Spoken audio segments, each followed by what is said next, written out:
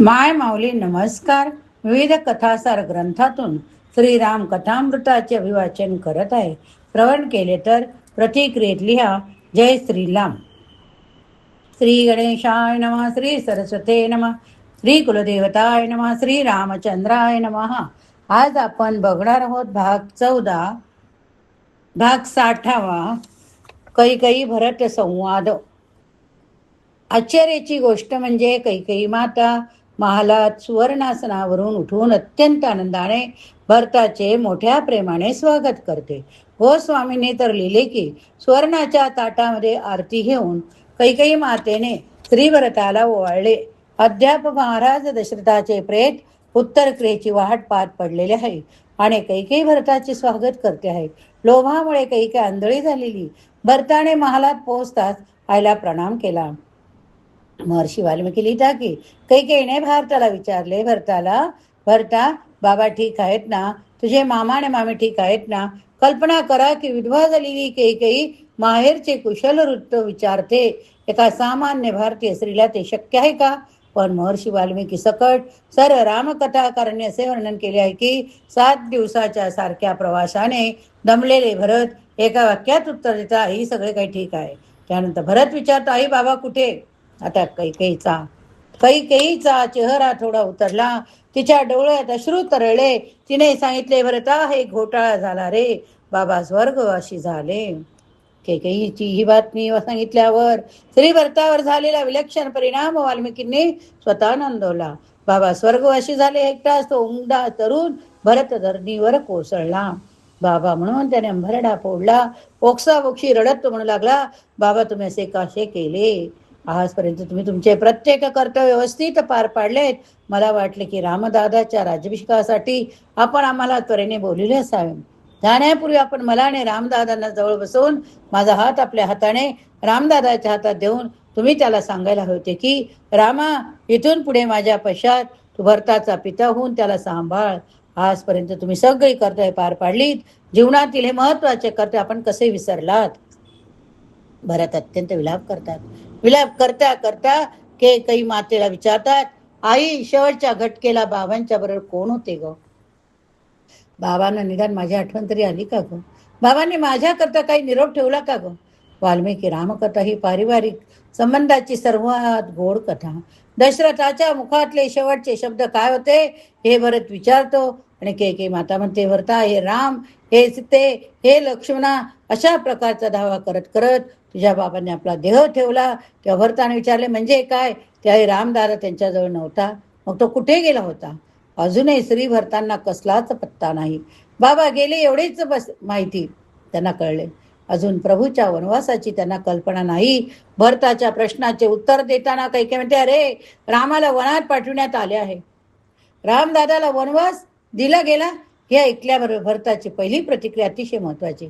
भरत अत्यंत भावुक होतात, पण हे अत्यंत विवेकी बुद्धिवान पण आहेत. यापूर्वीच आपण पाहिले की भरताकडे चातकाचे प्रेम, राजहंसाचा विवेक आहे. किती सुंदर वाक्य बघा. चातकाचा प्रेम आणि राजहंसाचा विवेक. जो भरत वडिलांच्या मृत्यूची वार्ता ऐकून धरतीवर कोसळतो, त्याने रामदादाच्या वनवास गमनाची वार्ता ऐकून काय करायला हवे होते? किती दुःख करायला हवे, त्याने किती जोरात ओरडायला हवे. पण यातील काही घडले नाही. उलट भरताला शोक थांबला. त्याच्या चेहऱ्यावर एकदम चिंता दिसू लागली. त्यांना आता शंका आली की रामदादाच्या हातून काहीतरी भयंकर अपराध घडला असला पाहिजे. आणि म्हणून या ठिकाणी भरत आईला तर भराभर प्रश्न विचारतो, आई काय झाले ग? आई काय झाले ग? दादाने एखाद्या ब्राह्मणाचा वध केला का ग? एखाद्या गरीबाचे धन लुटले का ग? त्याच्याकडून हत्या झाली का ग? एखाद्या महिलेवर अत्याचार झाला का? दादांच्या हातून असे कोणते पाठ घडले की ज्यामुळे त्याला वनात पाठवण्यात आले? भरताची अजून अशी खुळी कल्पना होती, खुळी समजत होती की अयोध्येच्या महालात एखाद्याला वनात पाठवली जाते, याचा अर्थ काहीतरी गंभीर पुन्हा त्याच्या हातून घडलेला असला पाहिजे. गुन्हा अजिबात गुन्हा न घडता आपल्या मातुश्रींनी रामांना वनात पाठविले हे अजून भरताला कळायचे आहे. या ठिकाणी श्री भरताच्या स्वभावाचा एक पैलू लक्षात घ्या. श्री भरतांना भगवान रामचंद्राबद्दल किती प्रेम आहे आपण नंतर बघूच. हे अलोट प्रेम आहे, पण या प्रेमाची प्रत जरा वेगळी आहे. लक्ष्मणाचे राम प्रेम, श्री भरताचे राम प्रेम, या दोन्हीची उत्कटता जरी सारखी असली तरी दोन्हीची गुणवत्ता भिन्न आहे. लक्ष्मणाचा पोत निराळा आहे. लक्ष्मणाचे प्रेम हे व्यक्तिनिष्ठ प्रेम आहे. राम चूक असो बरोबर असो, लक्ष्मण त्याच्याशी एकनिष्ठ आहे. लक्ष्मणाची भूमिका ही अशी सरळ आहे, माझ्या रामदादाच्या विरुद्ध जो कोणी जाईल तो माझा शत्रू, जो रामांना अनुकूल तो माझा मित्र. रामदादा बरोबर वागो, चुकीचे वागो अथवा कसेही वागो, मी त्यांचा एकनिष्ठ सेवक आहे. ही लक्ष्मणाची भूमिका आहे. लक्ष्मण रामांना भानला गेला आहे. आता आपण बघूया भरताची रामप्रीती. बघूया आता भरताची रामप्रीती.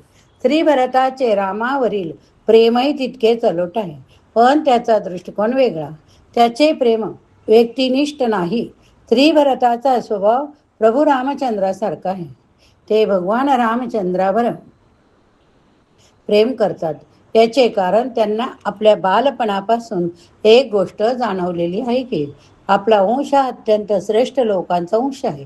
स्वतःच्या वंशाचा गौरव जीवनात असावा. ज्याच्या अंतःकरणामध्ये स्वतःच्या वंशाचा गौरव नांदतो त्यांच्याकडून जीवनात मोठमोठी कामे होतात आणि मोठमोठ्या चुका त्यांच्याकडून घडत नाहीत. वंशाचा गौरव त्यांच्या चुकांच्या आड येतो. मी कोणाच्या घराण्यात जन्माला आलो ही गोष्ट त्यांच्या डोळ्यापुढे नेहमी असते. भगवान श्रीरामचंद्रांना आणि भरतांना आपल्या वंशाचा अत्यंत मोठा गौरव आहे. दोघांना ठाऊक आहे की आपल्या पूर्वजांमध्ये आपल्या वंशात जन्माला आलेल्या प्रत्येक राजामध्ये कोणत्या ना कोणत्या 2-4 गुणांचा प्रकर्षाने आविष्कार होता. हरिश्चंद्रामध्ये सत्यनिष्ठा आहे. दिलीप यांच्यामध्ये गुरुभक्ती आणि गोभक्ती आहे. रघुंच्यामध्ये पराक्रम दानशीलता आहे. अशा प्रकारे प्रत्येकाचे काहीतरी वैशिष्ट्य आहे. आणि भरतांना हे देखील ठाऊक आहे की माझ्या रामदादामध्ये केवळ 1-2च नव्हे तर माझ्या पूर्वजांचे सगळे सद्गुण, त्याच्या व्यतिरिक्त अनेक सद्गुण पूर्णतेला पोहोचलेले आहेत. म्हणून श्रीरामचंद्रांना रघुवंशाची कीर्ती पताका असे संबोधिले आहे. म्हणून भरत श्रीरामचंद्राच्या चरणी समर्पित आहेत. प्रभू रामचंद्राचे जीवन सगळ्या गुणांनी मांडत आहे. आपण कधीतरी रामकथेचा या दृष्टीने विचार करा. तुम्हाला जे काही 10-5 सद्गुण आठवत असतील ते एकदा लिहा. सत्य, अहिंसा, ब्रह्मचर्य, परोपकार, सेवा, पराक्रम, ज्ञान, जे सद्गुण आठवतील ते लिहा. त्या प्रत्येक गुणांच्या प्रकर्षाची कल्पना करा. आपल्याला रामचंद्राच्या जीवनामध्ये सगळ्या गुणांचा प्रकर्ष दिसेल. प्रत्येक गुणाची कसोटी प्रभूंना लावा. कुठेही प्रभू कमी पडणार नाहीत. भगवंताचे जीवन अशा प्रकारचे आहे. म्हणून भरत त्यांच्या चरणाचे सेवक आहेत. या सर्व तत्वांचा साकार पुतळा म्हणजे रामदादा आहे. म्हणून भरत त्यांचे पूजक आहेत. कालाईलचे एक पुस्तक आहे, हिरोज अँड हिरो वर्कशॉप. शेवटी माणसाला फक्त जीवनमूल्ये सांगून उपयोग नसतो. ती जीवनमूल्ये कुठे दिसतात ते दाखवायला लागते. म्हणून एक हिरो लागतो. भगवान श्रीराम हे सर्वश्रेष्ठ हिरो आहेत. अशा प्रकारचा धीरोदात्त नायक कधीही कुठल्याही काव्याला मिळाला नाही. भगवान श्रीकृष्ण धीर ललित आहेत, पण भगवान श्रीराम धीरोदात्त आहेत. हे साहित्यशास्त्रातले भेद आहेत. श्री भरत त्यामुळे श्री रामचरणी पूर्णपणे समर्पित आहेत. लक्ष्मण आणि भरत या दोघांच्या प्रेमाची उत्कटता सारखे, पण कारण वेगवेगळे. या गोष्टीचा थोडा अधिक खुलासा आपण पाहू. प्रभू रामचंद्राच्याकडून कुठलाही अपराध घडलेला नव्हता, पण भरताने कैकेयीला तसा प्रश्न विचारला होता.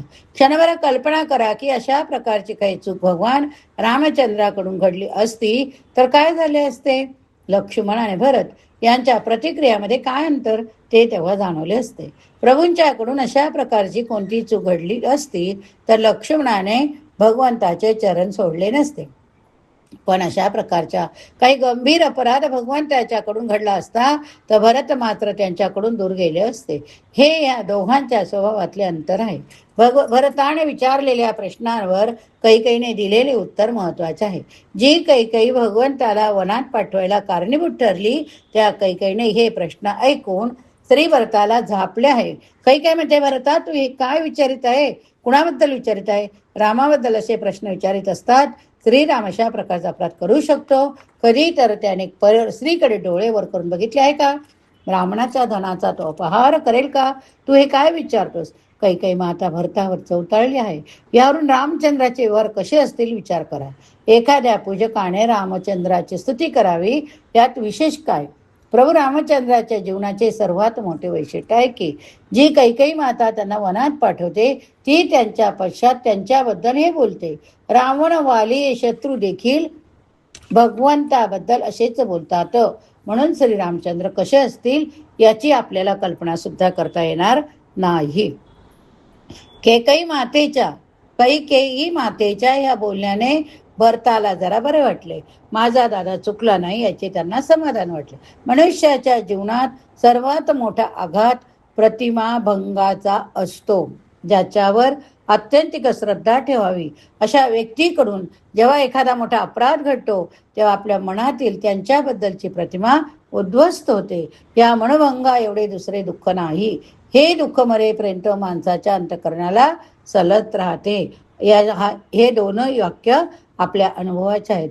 आपण ज्यावेळेस कोणावरती एकदम विश्वास श्रद्धा ठेवतो की नाही हे माझेच आणि आपण त्यांच्याकडे आपलं मन मोकळं करतो, पण ते काय होतंय, जर दुसरीकडे पोहोचलं तर ते दुःख मरेपर्यंत माणसाच्या अंतःकरणात सलत असतं. हे काय घडले असे त्याला वाटत राहते.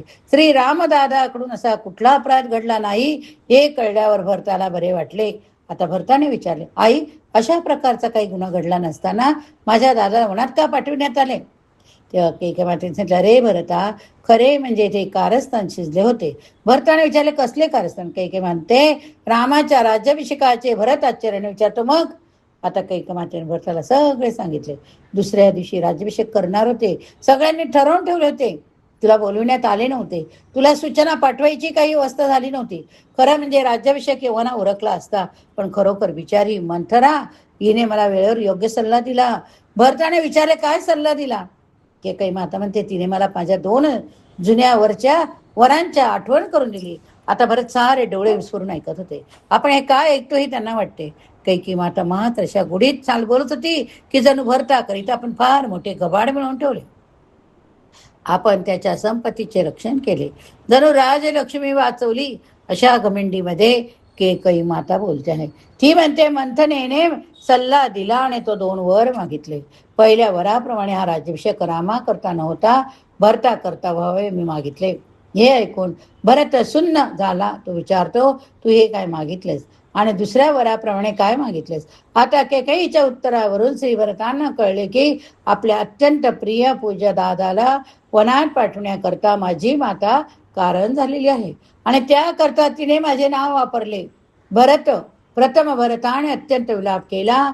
त्यानंतर मात्र भरताने कैकेयीच्या बद्दल जो रोष प्रगट केला त्याचे महर्षी वाल्मिकीने जे वर्णन केले ते शब्दशः सांगणे कठीण आहे. श्री भरत जोरात किंचाळून विचारतात, आई, तू हे काय केलेस? अशा प्रकारचे काहीतरी बाबांच्याकडून मागत असताना तुझ्या तोंडात किडे कसे पडले नाहीत? तुझ्या जिभेने बोलवले कसे गेले? हे राज्य मी घेऊ आणि माझ्याकरता तू आम्हाला वनात पाठवलंस? भरताला सर्वात वाईट या गोष्टीचे वाईट वाटते की माझ्या दादाला माझ्यासाठी वनात जावे लागले. त्याला कारण माझी माता झाली. संतापून भरत म्हणाला, तू माझी आई नाहीस, तू अश्वपतीची कन्या नाहीस. माझे बाबा वेडे होते म्हणून ते तुला वंशीभूत झाले, म्हणून बाबांनी सारे होऊ दिले. तुझ्या वडिलांनी तुझ्या आईला घराबाहेर हाकलून दिले होते. माझ्या बाबांनी तुला हात धरून घराबाहेर काढायला हवे होते. पण जे साहस माझ्या आजोबांमध्ये होते ते साहस माझ्या पित्यामध्ये नव्हते. शत्रुघ्ना, हे काय घडले? असे म्हणून श्री भरताने अत्यंत जोरात टाव फोडला. एवढ्यात ती मंथरामध्ये आली. तिने तर असे गृहीत धरले होते की आता भरताचा राज्याभिषेक होणारच.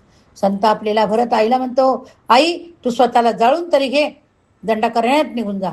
एखाद्या अत्यंत मोठा दगड गळ्यात बांधून विहिरीत उडी मार. तू आता जगण्यास पात्र नाहीस. धर्ममूर्ती असलेल्या माझ्या दादाबद्दल अशा प्रकारचे विचार जिच्या मनामध्ये येऊ शकतात तिला मी आई तरी कसे म्हणून? अशा प्रकारे श्री भरत उद्वेगाने रडत असताना मंथरा म्हणते, महाराज रडू नका, महाराज रडू नका. तेवढ्या शत्रुघ्न पुढे आला. त्याने त्या मंथरेला धरले आणि धक्का देऊन खाली पाडले. 2 लाथा तिच्या कमरेत लागावल्या. वाचवा वाचवा असे ओरडत ती मंथरा पळू लागली. शत्रुघ्नाला अडवून भरत म्हणतो, तुझी शत्रुघ्ना, अरे एखाद्या मोलकरणीवर काल काय हात उचलतोस? तुला खरंच शिक्षा करायची आहे काय? तू मग माझ्या मातेला शिक्षा कर. तुझा गळा दाब. तू मला कदाचित म्हणशील की तू का करत आहेस, मी हिला शिक्षा केली असती. पण माझ्या रामदादा सुद्धा हिला आई म्हणून हाक मारतो, म्हणून मी काही करू शकणार नाही. मी जर रामाला वनात भेटायला गेलो, दादांना मी आईवर हात उगारल्याचे कळले, तर रामदादा माझ्याशी बोलणार देखील नाही. आईवर हात उगारण्याची मी बोलत नाही असे म्हणून तो मला परत पाठवेल. मला रामदादाची भीती वाटते म्हणून मी आईला मारू शकत नाही. राम अयोध्येत नाहीत तरी देखील रामाच्या चरित्राचा किती प्रभाव भरतावर आहे हे दिसून येते. भावनांच्या या अत्यंतिक आवेगात सुद्धा श्री भरत संयम पाळतात. तो रामाच्या भीतीनेच. राम कसे वागतील हे भरताला ठाऊक आहे. आजपासून तू माझी माता नाहीस, मी तुझा पुत्र नाही असे सांगून श्री भरत कैकेयीच्या महालातून बाहेर पडले. दुर्दैवी भरत कौशल्य मातेकडे पोहोचले. वाल्मिकी रामायण तसा स्पष्ट उल्लेख आहे की कौशल्या मातेने भरताला चांगलेच सुनावले. ती म्हणाली, भरता तुझ्या माय लेकराच्या मनासारखे झाले सगळे. आता तुम्ही दोघे मिळून आनंदाने अयोध्येचे राज्य करा आणि माझे लेकरू वनामध्ये तडफडू द्या. हे जेव्हा श्री भरताने ऐकले तेव्हा ते कौशल्या मातेच्या चरणी कोसळले. श्री भरताने या ठिकाणी किती शपथा घ्याव्यात. तो म्हणतो, आई या प्रकरणाशी माझा काही संबंध नाही, काडी मात्र संबंध नाही. याबद्दल यातील मला काही ठाऊक नाही. हे सगळे माझ्या नावावर घडले. हे खरे घडले तरी याचा मला पत्ता नाही. या ठिकाणी आपण जर या प्रकरणात सामील असू तर आपल्याला काय काय दुर्गती मिळो याची यादीच श्री भरत सांगतात. कौशल्या माता भावनेच्या भरात पहिल्यांदा बोलून गेली, पण तिने लगेच स्वतःला सावरले. तिने कसे सावरले आणि आता या पुढच्या भागात भरताचे दुर्दैव काय हे आपण श्रवण करूया. या ठिकाणी हा भाग संपला. जर तुम्ही श्रवण केले असेल तर प्रतिक्रियेत लिहायला विसरू नका. जय श्रीराम. श्रीराम जय राम, जय जय राम. श्रीराम जय राम, जय जय राम.